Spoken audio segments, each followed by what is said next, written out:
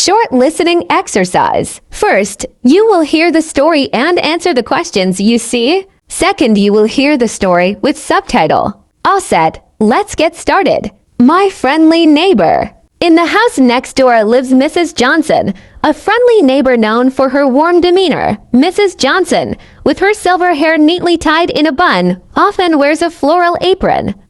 She greets everyone with a genuine smile, radiating kindness that reflects in the sparkle of her bright blue eyes. Mrs. Johnson regularly engages in acts of neighborly kindness, such as tending to a neighbor's garden or sharing homemade treats.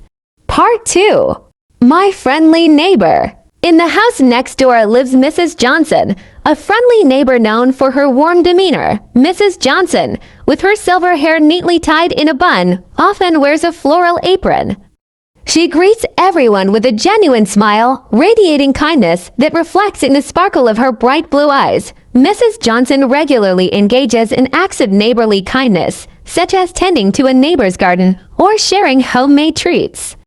Thank you for watching. Subscribe for more video.